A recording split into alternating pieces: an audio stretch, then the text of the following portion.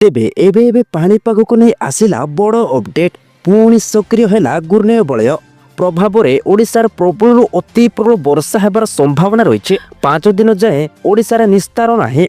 5 जिला को red warning जारी कला पाणीपाग विभाग केन्द्र। उक्त 5 जिले में 12 ରୁ 24 सेंटीमीटर पर्यंत वर्षा होबार संभावना रही। आउ पवनर बेग घंटा प्रति 50 ରୁ 60 किलोमीटर बेगर पवन बहिबार संभावना रही। बाकी 15टी जिले में प्रबल अति प्रबल वर्षा पाई येलो वार्निंग जारी कला पाणीपाग विभाग केन्द्र। उक्त 15 जिले में पवनर बेग घंटा प्रति 30 ରୁ 40 किलोमीटर बेगर पवन बहिबार संभावना रही। बाकी 10टी जिले में अल्परू मध्य धरणर वर्षा होबार संभावना रही। किंतु किछि किछि जिले में पाग सुखिला रहिबो। तेबे केते दिन पर्यंत एमिति वर्षा लागि रहिबो आउ को जिला को रेड वार्निंग जारी करा जायछि आउ को जिला को येलो वार्निंग जारी करा जायछि आपण वीडियो को संपूर्ण भाव में देखिले ही जानि पारिबे। तेबे वीडियो को संपूर्ण भाव में देखिबा सहित निजर सांग साथी समस्त को ए वीडियोटी को बहु मात्रा रे शेयर करंतो जहाँ फल सेमान मध्य पाणीपागर सठिक अपडेट जानि पारिबे एवं सतर्क मध्य होई पारिबे। तेबे राज्य रे विभिन्न स्थान रे वर्षा जारी रहिथा बेले पुणी सृष्टि है आउ एक घूर्णय बलय।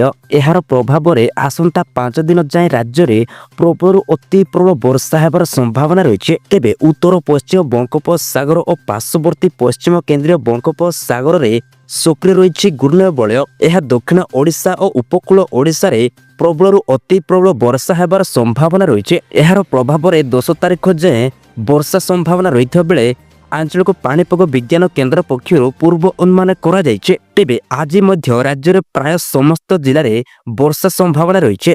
वर्षा साग को बिजुली घड़घड़ी पाई 5 जिला को येलो अलर्ट जारी करिछि पाणीपाग विभाग केन्द्र। उक्त 5 जिला गुड़िक है गंजाम, गजपति, केन्दुझर, सुंदरगढ़ एवं मयूरभंज जिले में घड़घड़ी सह प्रबल अति प्रबल वर्षा होबार संभावना रही। यह व्यतीत वर्षा नहीं अन्य 25टी जिला को येलो अलर्ट जारी करिछि पाणीपाग विभाग केन्द्र। आसंता 11 तारिख सकाळ पर्यंत राज्य में वर्षा नहीं चेतावनी जारी करिछि पाणीपाग विभाग केन्द्र। एही समय घंटा प्रति 30 ରୁ 40 किलोमीटर बेगर पवन बहिबार संभावना रही। तेबे किछि किछि जिले में प्रबल अति प्रबल वर्षा होबार संभावना रही।